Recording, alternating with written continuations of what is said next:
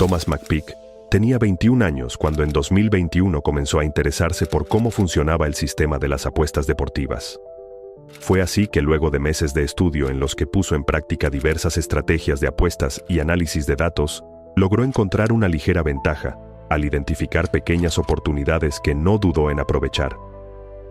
Thomas viajó a Indiana, donde luego de una serie de apuestas sistemáticas, logró ganar unos $800,000 en el Horseshoe Casino Hammond. Sin embargo, cuando intentó cobrar su premio, se encontró con la negativa del casino a desembolsar el dinero. El argumento de la gerencia era que los métodos utilizados por el joven eran dudosos y violaban las políticas de juego limpio. La casa de apuesta invalidó todos los boletos ganadores y, en cambio, le ofreció un reembolso de $50,000, mismo monto que el joven se había gastado en las apuestas y dinero que Thomas se negó a aceptar. Pero, ¿qué estrategia utilizó Thomas McPeak para vencer al Horseshoe Casino? ¿Por qué ahora las casas de apuestas lo llaman tramposo? Y finalmente, ¿logró Thomas cobrar el dinero del premio? Acompáñanos hasta el final del video si te interesa saberlo. Pero antes, recuerda suscribirte al canal, regalarnos un like y dejarnos en los comentarios desde qué lugar nos sigues.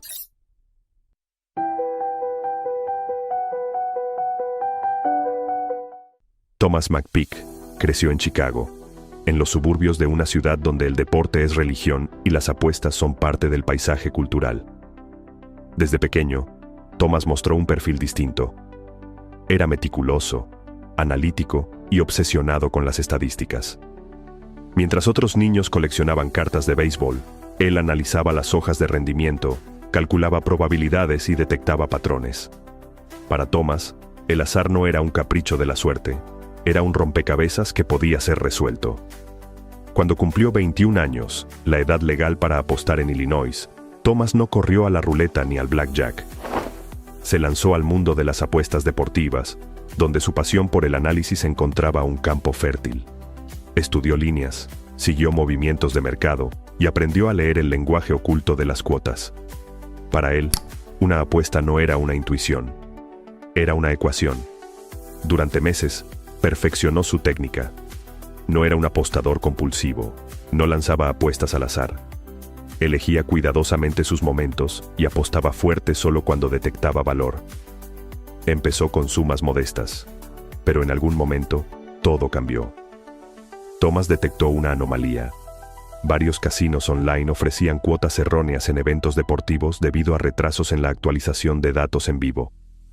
Era una ventana diminuta de apenas minutos, pero para alguien como él, eso era suficiente. Armado con su laptop, varias cuentas registradas legalmente y una conexión veloz, Thomas comenzó a atacar esas cuotas erróneas. Apostaba justo antes de que los sistemas corrigieran los errores. No era hacking, no era manipulación, era velocidad y conocimiento. Y en una sola jornada, convirtió unos cuantos miles en $800,000. Ganó en apuestas de béisbol, hockey y fútbol americano. Todo dentro del margen de la legalidad. Todos los boletos fueron emitidos correctamente por las plataformas de apuestas asociadas a grandes casinos como Caesars, DraftKings y BetRivers. No rompió reglas. No utilizó bots. Solo fue más rápido que ellos. Y eso, en el juego del dinero, es imperdonable. A pesar de que sus métodos no violaban ninguna de las reglas del casino, la respuesta al exigir el premio fue brutal. Al solicitar el retiro de las ganancias, recibió correos electrónicos fríos e impersonales. Sus apuestas habían sido revisadas, sus ganancias anuladas. Los casinos argumentaron que sus métodos eran dudosos y que las apuestas violaban términos de uso, que curiosamente no habían sido explicados ni actualizados en el momento de sus jugadas. Para Thomas, el mensaje era claro: ganaste demasiado, demasiado rápido. Y eso, para ellos, es un crimen. Los casinos no argumentaron fraude. No lo acusaron de hacking. No señalaron manipulación de software. Simplemente dijeron que su patrón de apuestas no era consistente con un usuario promedio y que eso justificaba invalidar todo. En otras palabras, era demasiado bueno. La frustración de Thomas creció cuando intentó apelar. Llamó. Escribió cartas. Contrató a un abogado. Cada respuesta era la misma: negativas estándar, evasivas legales y referencias a cláusulas imprecisas que les daban derecho a cancelar cualquier apuesta a su discreción. La batalla, que había comenzado como un juego, se había convertido en un laberinto legal donde el poder del casino era casi absoluto. Thomas, armado de razón pero sin la maquinaria legal y financiera de sus oponentes, empezó a dar entrevistas. Apareció en medios locales de Chicago. Su caso se volvió viral en redes sociales, encendiendo un debate feroz. ¿Los casinos realmente quieren que los clientes ganen? ¿O el sistema está diseñado para que solo ellos puedan salir victoriosos?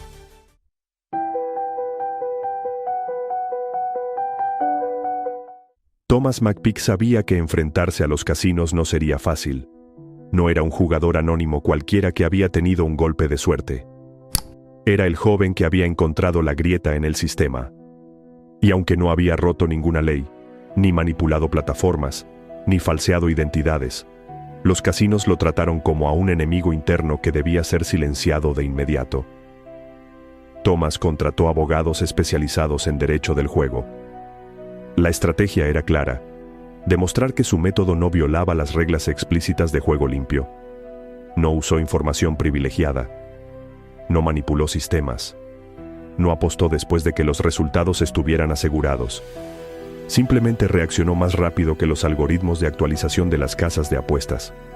Apostó las cuotas activas y válidas. Si acaso hubo error, no fue del jugador, sino de la casa. Los casinos, por su parte, usaron su arsenal: despachos legales de élite, documentos interminables, amenazas de litigios interminables que podrían arruinar financieramente a Thomas si no cedía. No era solo cuestión de tener razón. Era cuestión de aguantar una guerra de desgaste diseñada para quebrarlo antes de que siquiera llegara a juicio. En paralelo, Thomas decidió algo que cambiaría la dinámica. Hizo pública su historia. Dejó el anonimato y habló directamente a los medios. Apareció en portales como Infobae, Yahoo Finance, CBS News y Gambling News. Cada titular golpeaba más fuerte: el joven que ganó $800,000 y los casinos se niegan a pagar. Cuando ganar es un pecado. El caso McPeak. David contra Goliat, versión siglo XXI.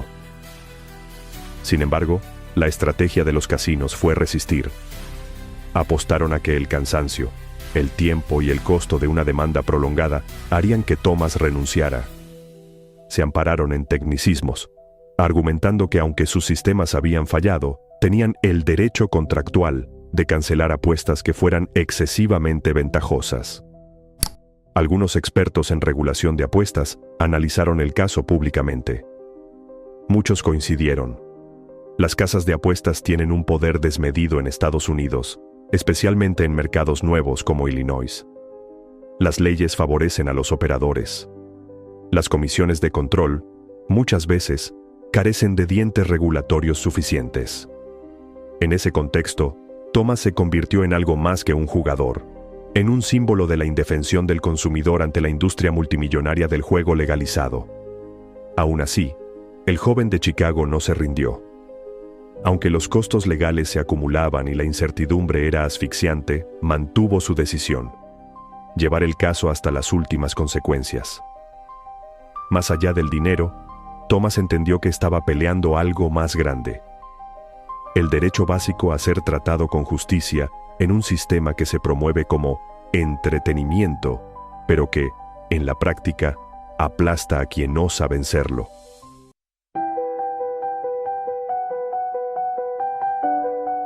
A medida que pasaban los meses, Thomas McPeak se transformó, casi sin buscarlo, en la cara de una lucha que no era solo suya. Cada entrevista, cada artículo, cada hilo viral en redes sociales agregaba más peso a su causa. La pelea no era solamente por $800,000. Era por la integridad del sistema de apuestas, por el respeto básico a los consumidores. Y aunque el dinero era importante, la verdadera moneda en juego era la justicia. En audiencias preliminares, el caso de McPeak comenzó a ganar tracción. Algunos jueces estatales mostraron escepticismo ante las defensas de los casinos. Los analistas legales comenzaron a anticipar que, Incluso si Thomas no recuperaba la totalidad del dinero, el caso podría sentar un precedente para proteger a futuros jugadores. Thomas, que en el inicio de su travesía era apenas un joven universitario apasionado por los números, se había convertido ahora en algo mucho más complejo. Un David luchando contra múltiples Goliaths corporativos. Cada paso que daba en su pelea personal era observado por miles de jugadores que veían en él una representación de sus propias frustraciones con una industria que, muchas veces, parece inclinar el tablero contra sus propios clientes. Aunque la resolución definitiva del caso aún se encuentra en disputa legal, un proceso que puede durar años en tribunales, algo ya ha cambiado. Thomas McPeak rompió el silencio. Hizo visible la desprotección del apostador. Demostró que, a veces, ganar una apuesta no es suficiente si el sistema que debería garantizar la transparencia está diseñado para proteger solo a una de las partes. En entrevistas recientes, Thomas declaró que no busca vivir del juego ni hacerse millonario a costa del sistema. Su verdadero objetivo es que los contratos sean claros, que las reglas se respeten y que los jugadores sean tratados con dignidad. En otras palabras, pide algo tan simple como difícil: juego limpio, de verdad. La historia de Thomas McPeak no es solo la de un joven que venció al casino en su propio terreno. Es la historia de alguien que descubrió que, en el mundo real, la suerte puede ser apenas un actor secundario. Lo que importa, al final del día, es la voluntad de pelear por lo que es correcto, incluso cuando los dados parecen cargados en tu contra. Thomas apostó contra un sistema hecho para ganar siempre. Y cuando ganó, apostó su nombre, su futuro y su tranquilidad para exigir lo que le correspondía. No sabemos aún si cobrará el dinero que ganó legítimamente. Pero una cosa es segura: su lucha ya ha dejado una huella imborrable. Pero ¿y tú? ¿Crees que el casino debería pagar a Thomas McPeak el dinero de su premio? ¿Consideras que es justo que cuando pierdas te cobren, pero cuando ganas las casas de apuestas no quieran pagar? Déjanos tu opinión en la caja de comentarios y si te gustó el video, no olvides suscribirte al canal, regalarnos un like y activar la campana de las notificaciones para que no te pierdas nuestra siguiente historia.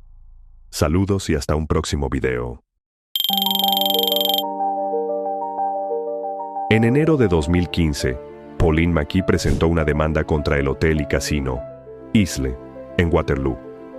La casa de juegos se negaba a pagarle a la mujer de 90 años el premio de $41.800.000 que había ganado días atrás en una de sus máquinas tragamonedas. El casino alegaba que el resultado había sido producto de un error en su base de datos y que además, si era obligado a pagar una cifra tan elevada a una sola persona, se tendrían que declarar en bancarrota.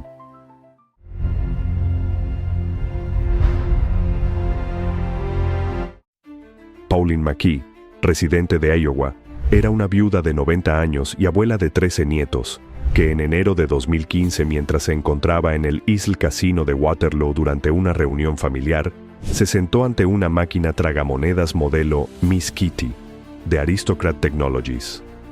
La señora, que habitualmente jugaba pequeñas cantidades por distracción, realizó giros hasta que la pantalla le mostró un mensaje de bonificación valuado en $41.800.000, más un saldo de $1.85.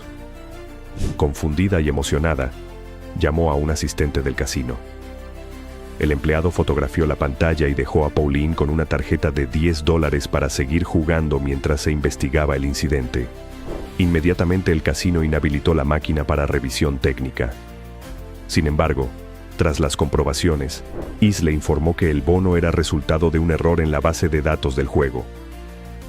Supuestamente la opción de bonificación no debía estar activa, por lo que el monto mostrado no correspondía a ningún acumulado real, ni a la programación del título. Aristocrat, el fabricante del software, ya había emitido un boletín advirtiendo que en determinadas versiones el juego podía mostrar una bonificación errónea y recomendaba desactivar la función.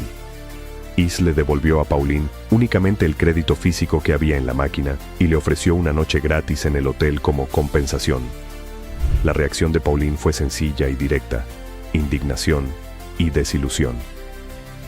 Ella, viuda que subsistía gracias a la seguridad social y con mala visión, declaró que tenía la ilusión de ayudar a sus hijos y nietos con el dinero del premio. Descontenta por cómo el casino había manejado la situación, decidió presentar una demanda en la Corte Superior de Iowa para reclamar el premio anunciado.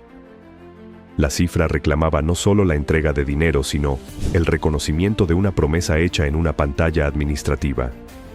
Las máquinas como Miss Kitty operan con parámetros locales y una base de datos que controla ciertas funciones de bono.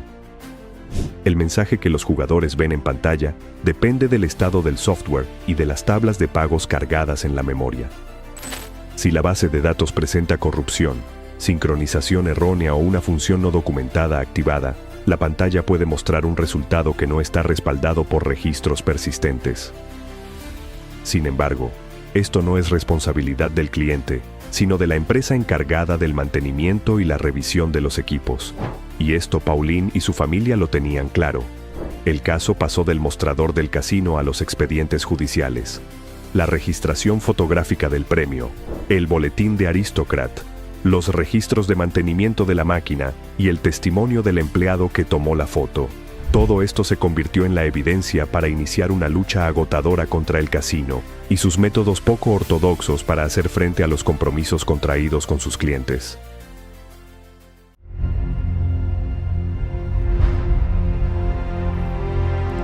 El caso McKee vs. Isle Casino. Hotel Waterloo se formalizó pocos meses después del incidente ocurrido en 2015. La demandante, Pauline McKee, viuda, jubilada y madre de 4 hijos, abuela de 13 nietos, presentó su denuncia ante la Corte Superior de Iowa, argumentando que había sido víctima de una injusticia y que el casino debía honrar el premio mostrado en la pantalla de la máquina.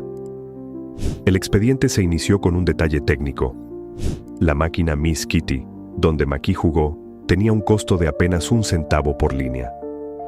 Según los registros del casino, ella había apostado un total de 25 centavos cuando la pantalla arrojó el mensaje de Bonus Jackpot con la cifra de $41.797.550. El casino, al ser notificado, respondió inmediatamente que el software había sufrido un error en la base de datos, lo que provocó la aparición del número irreal. Sin embargo, Pauline no estaba dispuesta a aceptar la explicación. «Yo vi el número con mis propios ojos», declaró. «Si una máquina te dice que ganaste, eso es lo que significa». En respuesta, Isle Casino Hotel Waterloo alegó que las reglas del juego estaban claramente exhibidas en la máquina y que al jugar, los usuarios aceptaban de manera automática las condiciones del contrato, el cual especificaba que toda ganancia está sujeta a validación y que el casino se reserva la decisión de anular los pagos. El fabricante del software, Aristocrat Technologies, confirmó que, efectivamente, habían circulado boletines técnicos alertando a los casinos sobre un posible fallo en la función de bonificación del juego Miss Kitty, recomendando incluso desactivar temporalmente la opción de bonos para evitar errores. Isle Casino, sin embargo, no lo había hecho. En la audiencia preliminar, el abogado de Pauline argumentó que esa omisión constituía negligencia y que, por tanto, el casino debía asumir la responsabilidad. También subrayó que la máquina había sido operada con normalidad, sin señales visibles de mal funcionamiento, y que los jugadores no disponen de conocimiento técnico para detectar un error interno. Por su parte, el abogado de Isle respondió que la cifra era absurda desde cualquier punto de vista. Una máquina de 1 centavo jamás podría ofrecer un premio de más de $41 millones. El pago, sostuvo, era materialmente imposible, ya que equivalía a casi la mitad de los ingresos anuales del casino, lo cual, en palabras del propio abogado, habría llevado al establecimiento directo a la bancarrota. Durante el proceso, la Corte solicitó un informe técnico independiente sobre la máquina. Los peritos confirmaron lo siguiente.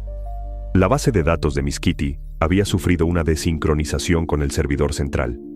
La cifra del bono no estaba respaldada por ningún registro de ganancia real. El valor máximo que esa máquina podía entregar por reglamento interno era de $10,000. Con esos resultados, el casino se fortaleció en su postura. Sin embargo, Pauline insistía en que lo mostrado en pantalla debía considerarse vinculante.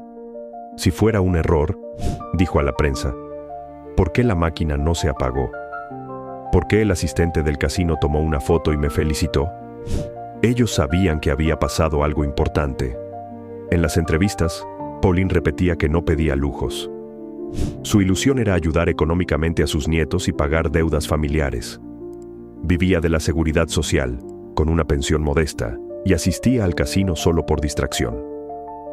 Esa vulnerabilidad emocional contrastaba con el lenguaje técnico y jurídico de los abogados del casino, quienes centraban su defensa en la frialdad de los datos. El choque entre la palabra de una anciana y el peso de la tecnología se convirtió en el núcleo simbólico del proceso. Sin embargo, el caso se volvió paradigmático.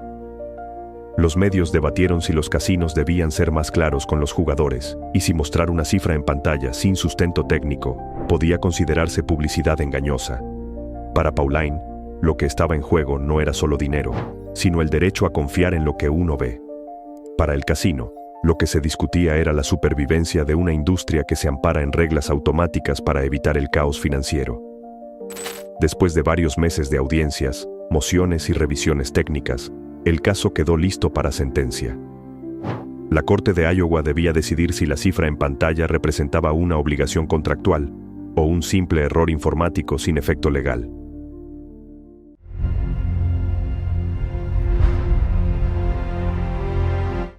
El fallo llegó una mañana fría de abril de 2015. El Tribunal Estatal de Iowa emitió su decisión definitiva. Pauline McKee no recibiría los $41.800.000 que había visto reflejados en la pantalla, según el juez. El resultado de la máquina.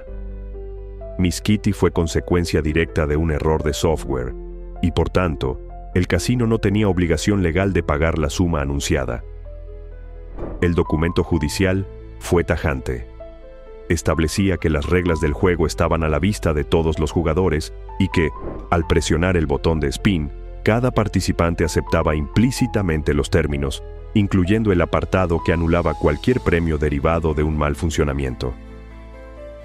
La promesa de pago mostrada en pantalla fue una promesa gratuita, escribió el juez, carente de respaldo contractual o financiero.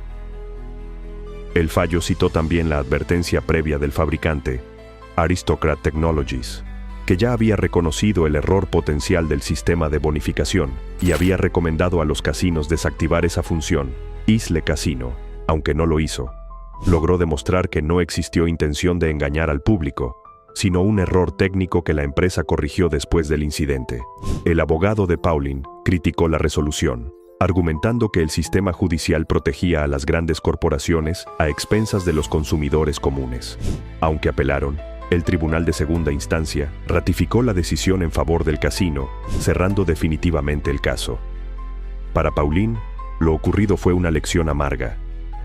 Nunca volvió a pisar el Isle Casino. En una entrevista final, dijo: "No es el dinero lo que duele, sino sentir que el sistema siempre gana".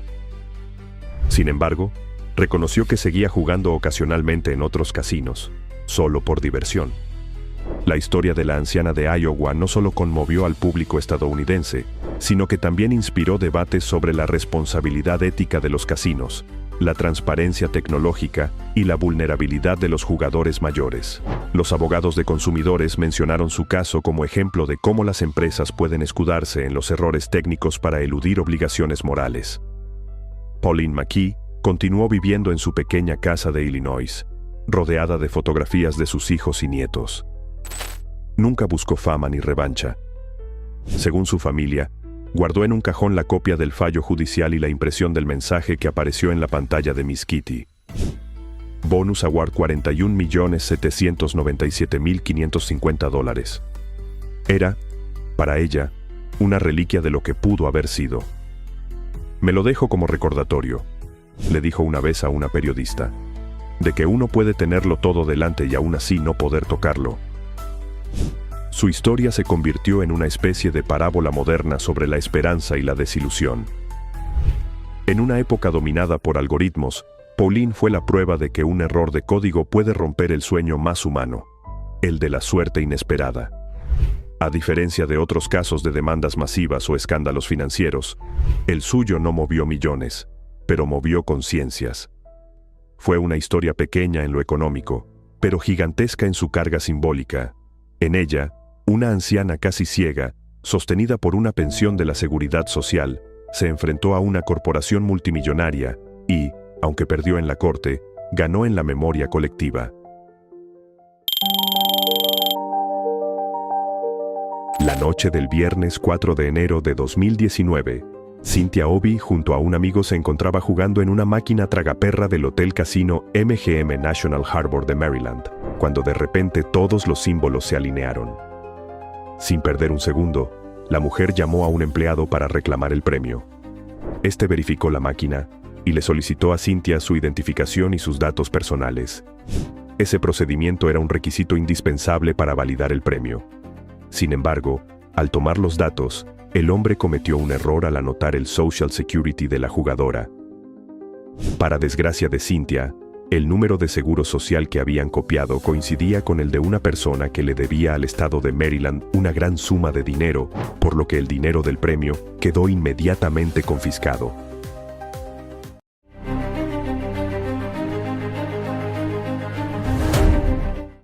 Cynthia Obi no era una visitante habitual de los casinos. Era una mujer que, como muchas, iba al casino por ocio y diversión. La noche del 4 de enero de 2019, un amigo pasó por su casa y la invitó al Resort Casino MGM National Harbor, en Oxon Hill, condado de Maryland. La idea era beber algo y jugar en las máquinas tragamonedas, ya que al día siguiente era sábado.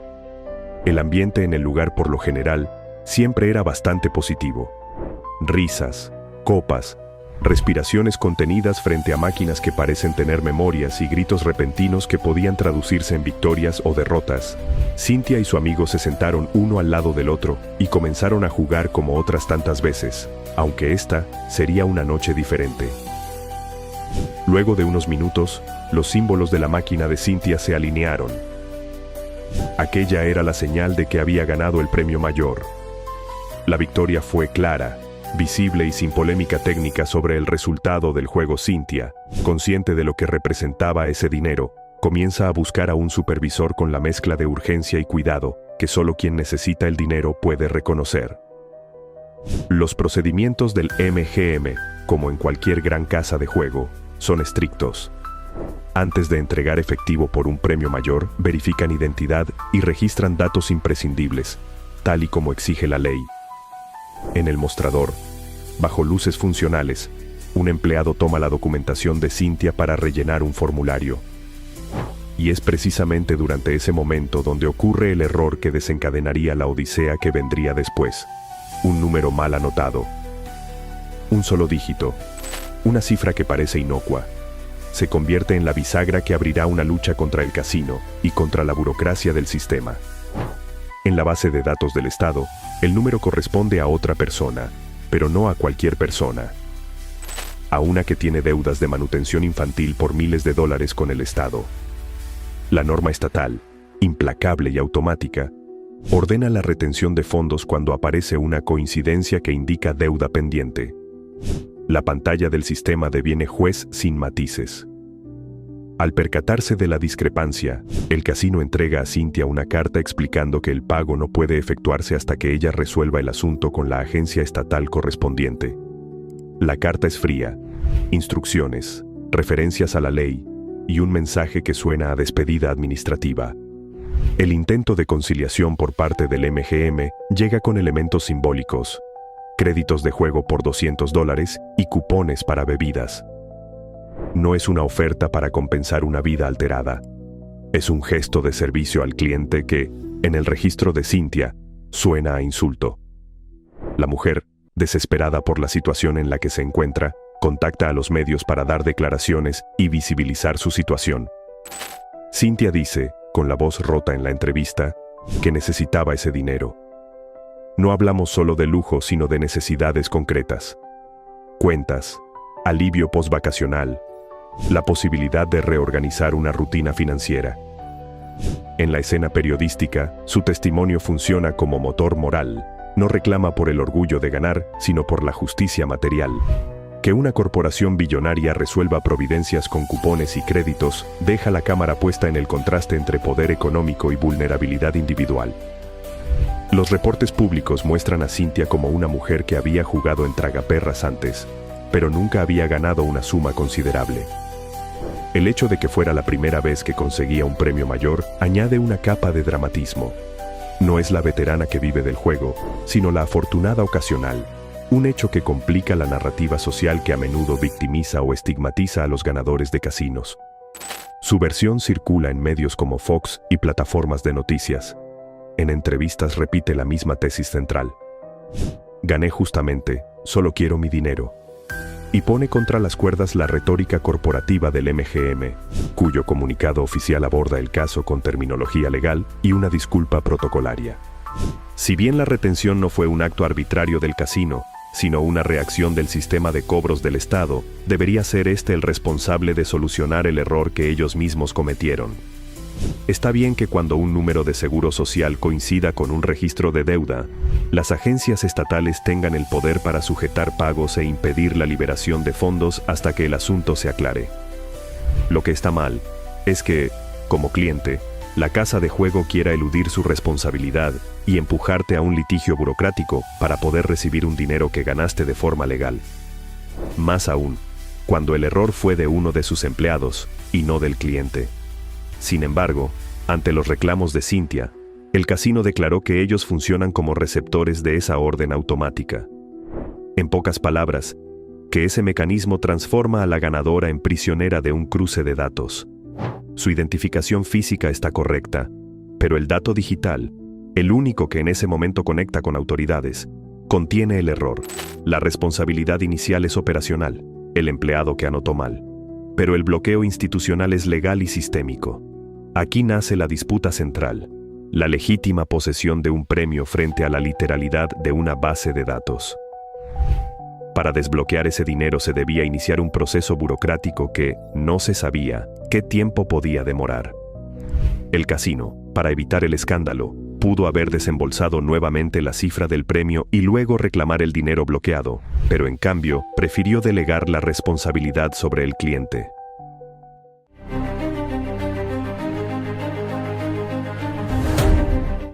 Dos días después de haber ganado su tan anhelado premio, Cynthia apenas logra dormir.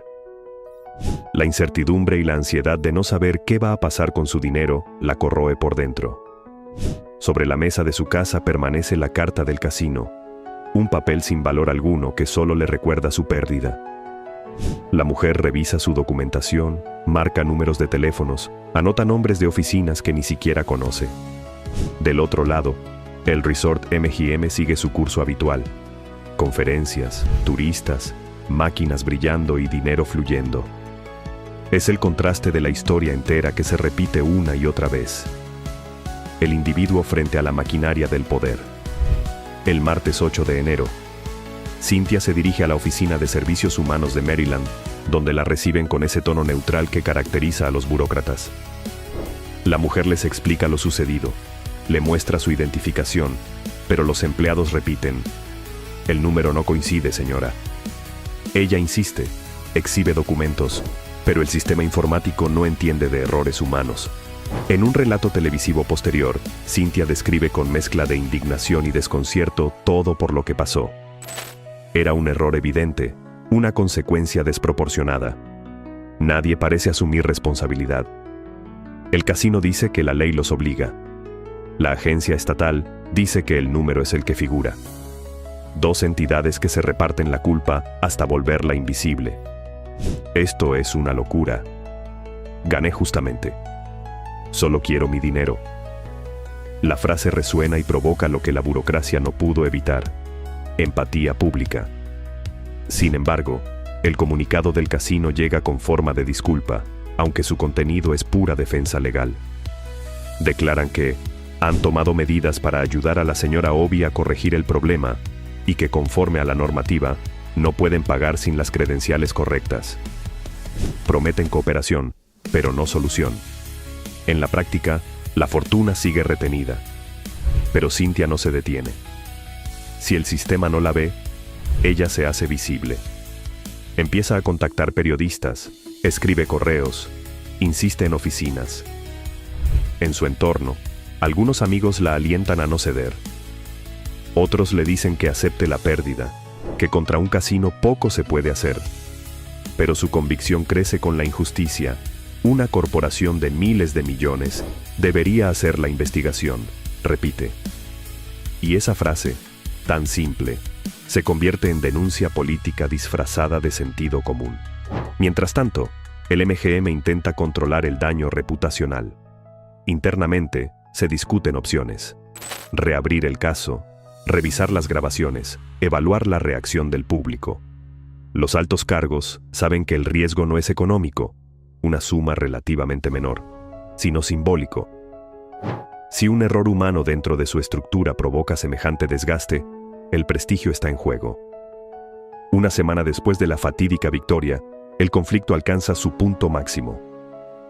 Cynthia, agotada pero decidida, da un paso que nadie esperaba: ir directamente a buscar a la vicepresidenta de operaciones del MGM. La prensa local reconstruye la escena. La mujer llega hasta la residencia de la ejecutiva, toca la puerta y con calma obstinada, explica quién es. No lleva amenazas ni discursos, solo la verdad del absurdo. La directiva, sorprendida, promete revisar el caso personalmente. El MGM entiende que prolongar el silencio equivale a admitir culpa. En privado, el equipo legal revisa la documentación. Confirman que efectivamente hubo error en la transcripción del número de seguro social, que la deuda corresponde a otra persona y que la retención, aunque legalmente procedente en su momento, es moralmente indefendible ahora que el fallo se comprobó. La máquina burocrática que había confiscado su premio se ve obligada a revertir el proceso. Al día siguiente, la propia vicepresidenta de operaciones del MGM llega hasta la casa de Cynthia con un sobre. Afuera, la nieve cubre las calles del suburbio. La ejecutiva le entrega su dinero, un gesto que mezcla reconocimiento y contención del daño. Cynthia la observa con una sonrisa que no es de celebración, sino de alivio. El caso se cierra oficialmente. El MGM declara haber solucionado el problema y reiteró su compromiso con los clientes. Los medios actualizan sus titulares. La mujer que ganó al casino finalmente cobra su premio. Pero debajo de la anécdota queda el residuo amargo de la burocracia y del azar legal.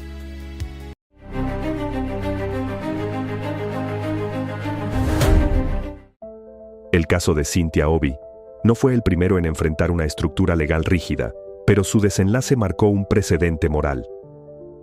No hubo demandas ni escándalos judiciales, pero sí una conversación pública sobre la responsabilidad de las corporaciones. A diferencia de casos como el de Thomas McPeak y Katrina Bookman, de quienes tenemos videos en este canal, y quienes, a pesar de haber ganado, los casinos se negaron a pagarles el premio. En los días posteriores, varias organizaciones de consumidores utilizaron su historia para promover reformas en protocolos de verificación. Algunos funcionarios del Estado reconocieron que el sistema debía incluir mecanismos de corrección inmediata. De esa forma, la historia personal se expandió hacia el ámbito colectivo, de una máquina a un país entero. Cynthia, por su parte, rehizo su rutina, y el caso quedó como una advertencia de lo que puede provocar un pequeño error. La historia de Cynthia demostró que la vulnerabilidad no es debilidad, que un solo error puede desnudar la deshumanización de sistemas enteros. Cuando un empleado escribió mal un dígito, no imaginó que iniciaba una pequeña epopeya moderna. Y sin embargo, fue así. Una mujer común obligando a una corporación gigante a reconocer una verdad sencilla. En la ecuación entre legalidad y justicia, Cynthia Obi puso el cuerpo en el medio y, contra todas las probabilidades, ganó.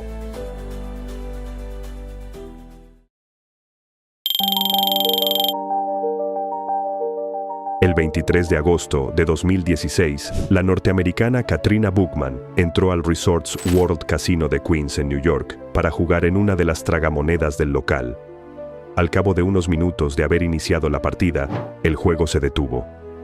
Las luces de la máquina se encendieron y la pantalla marcó un jackpot. La cifra, $42.949.000. Bookman quedó en shock. Cuando se recuperó de la sorpresa, sacó su teléfono y se hizo una selfie. Al fondo, se podía observar la pantalla azul del equipo con la cifra millonaria que acababa de ganar.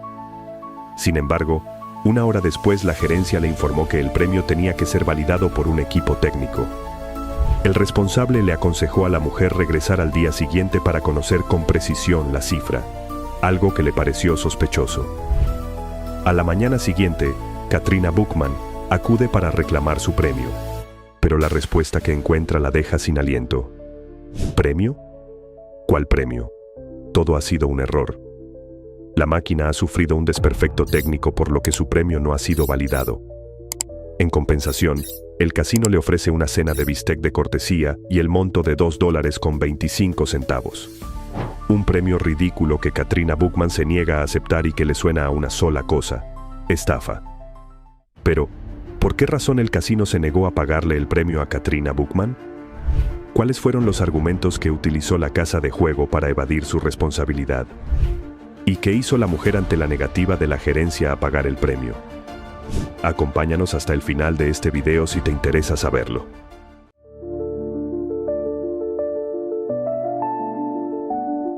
Katrina Bookman era una de las tantas mujeres que se despiertan todos los días con el único propósito de llevar comida a su hogar. Era madre soltera y tenía 4 niños por los que de lunes a viernes tenía que ir a trabajar. Alguien que conoce la ansiedad de estirar el salario hasta el último centavo para llegar a fin de mes. A veces, cuando le sobraba algo de dinero, Bookman compraba un billete de lotería o acudía al casino, con la ilusión de dar un golpe de suerte que le cambiara la vida. La noche del 23 de agosto de 2016 fue una de las tantas en las que, luego de una extensa jornada de trabajo, entró al Resorts World Casino en Nueva York, con la esperanza de liberar un poco de estrés y tal vez llevar algo de dinero extra a casa. Se sentó en una de las máquinas tragamonedas del sitio e insertó moneda tras moneda, como cualquiera que apuesta por el ocio o por la ilusión de una improbable fortuna.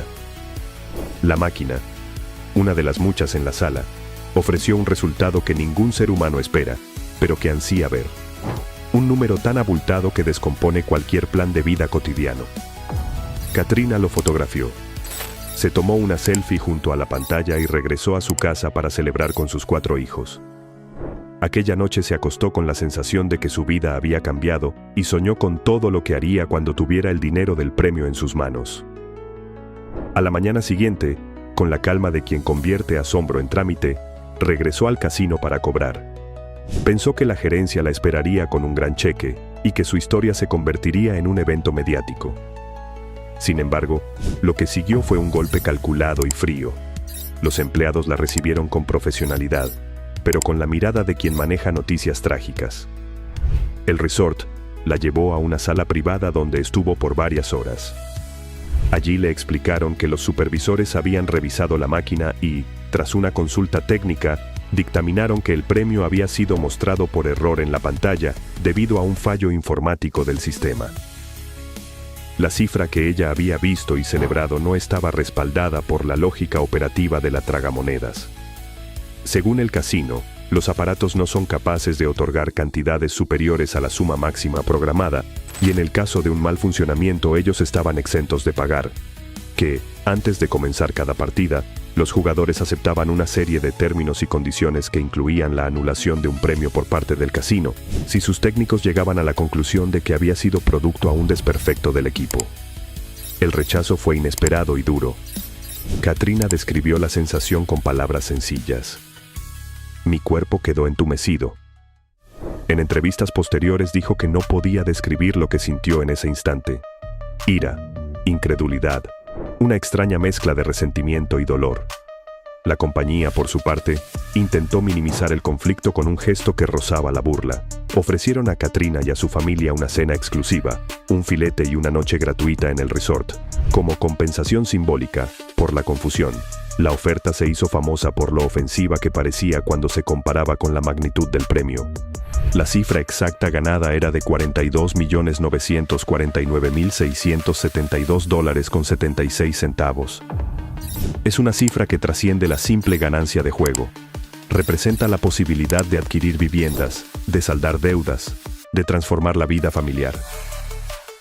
Pero el casino afirmó que, por diseño y por normativa, ninguna máquina del establecimiento puede pagar cifras tan altas. El máximo permitido por la configuración de la tragamonedas es de $6.500. En la práctica, Cuando un jugador inicia sesión en una tragamonedas o pulsa spin, acepta de forma tácita términos y condiciones, pequeñas cláusulas que a menudo ni se leen, donde el casino se reserva el derecho de anular pagos en caso de fallo técnico.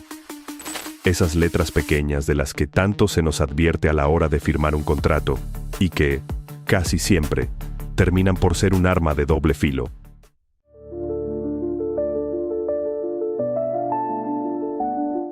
La Comisión Estatal de Juegos de Nueva York le informó a Katrina que los casinos pueden estar exentos de pagar cuando un error técnico ha mostrado un premio que no está dentro de la programación del juego. Sin embargo, la confirmación administrativa no es un fallo judicial, y la disputa pronto se transformó en una batalla legal. Katrina, asistida por un abogado, decidió demandar al casino para reclamar, como mínimo, el pago máximo legal que puede otorgar una máquina. La cifra no buscaba la fortuna perdida, porque las probabilidades de tribunal para una suma multimillonaria parecían reducidas, sino principios. Obligar al casino a pagar algo en reconocimiento del daño sufrido y cuestionar la validez de la exención automática. Estaba claro que antes de ella ganar, muchas personas habían jugado en esa misma máquina.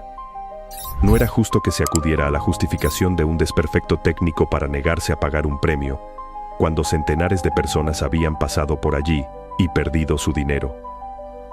La máquina no podía estar dañada para pagar, pero en perfecto estado para quedarse con el dinero de los clientes.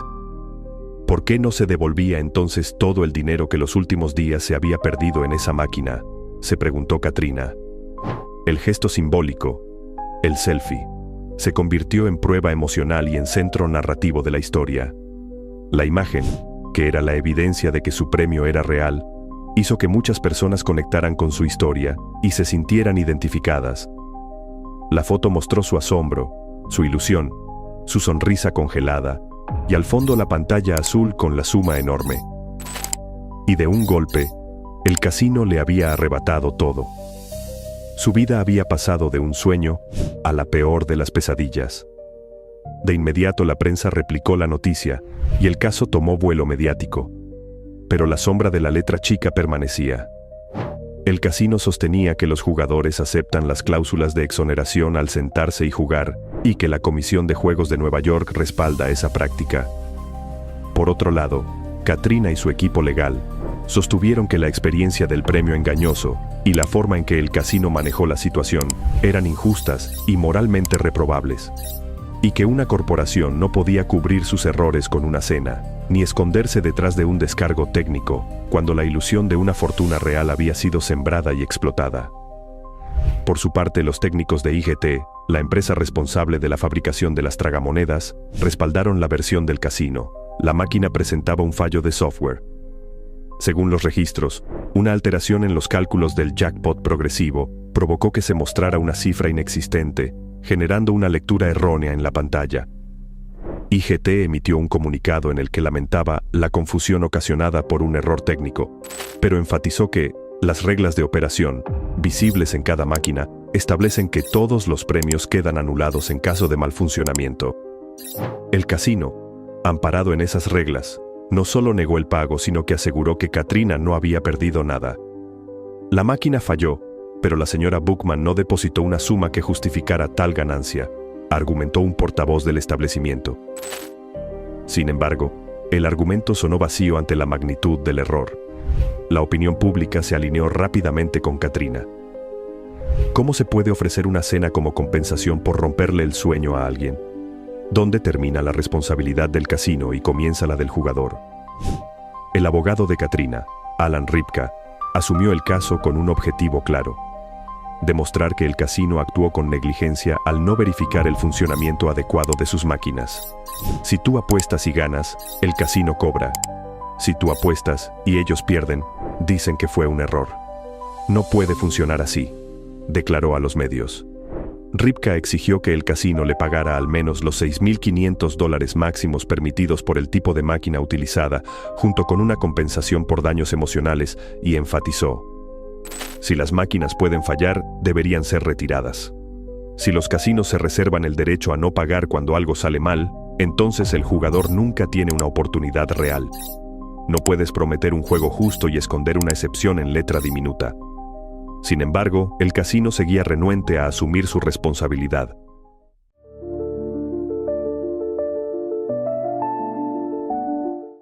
El abogado presentó una demanda contra el Resorts World Casino y contra IGT, acusando a ambos de negligencia, publicidad engañosa y sufrimiento emocional.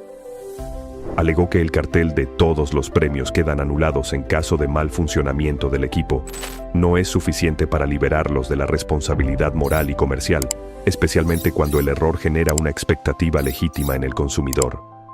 Durante los meses siguientes, la máquina Sphinx fue retirada del área de juego y enviada a revisión por IGT. Los informes técnicos concluyeron que el mal funcionamiento fue causado por un error de software en la conexión entre la máquina y el servidor central, un fallo extremadamente raro, pero posible. Según la compañía, el problema ya había sido reportado en modelos similares, aunque nunca con un monto tan desorbitante. El casino usó ese informe como prueba definitiva de que no había obligación de pagar. Pero Ripka insistió en que el establecimiento no había mantenido las máquinas adecuadamente y que, por tanto, el error no podía considerarse ajeno a su responsabilidad. En este punto, la historia se había transformado en un enfrentamiento clásico. David contra Goliat. Una mujer humilde, armada con un selfie y la indignación de la opinión pública, contra un gigante del entretenimiento respaldado por abogados, técnicos y regulaciones. El caso Bookman contra Resorts World Casino comenzó a moverse lentamente en el laberinto judicial del estado de Nueva York. A diferencia de la espectacularidad mediática del inicio, el proceso fue frío, técnico y lleno de documentos y cláusulas. Katrina y su abogado Alan Ripka enfrentaban a dos gigantes: el casino y la empresa proveedora de la máquina, International Game Technology, IGT. En las oficinas del Tribunal de Queens se presentaron las primeras pruebas: la fotografía del premio, el registro electrónico de la máquina, el informe técnico del supuesto mal funcionamiento y la declaración del casino, respaldada por la comisión de juego. El argumento central de la defensa era sólido en su frialdad. Toda máquina en el casino lleva impreso el aviso Malfunction voids all pays and plays. El mal funcionamiento anula todos los pagos y jugadas.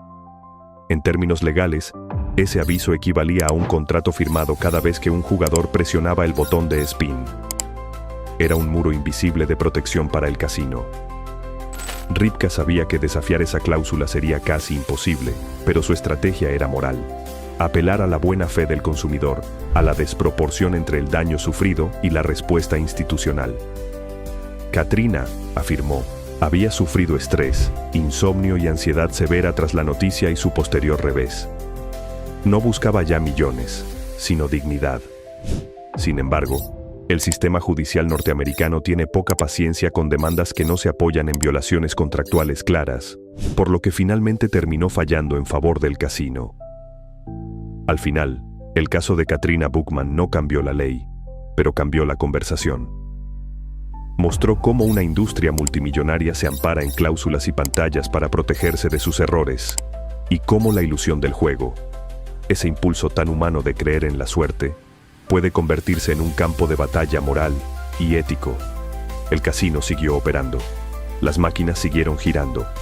Los jugadores continuaron apostando y quizás recordando vagamente a aquella mujer que creyó haber vencido a la casa.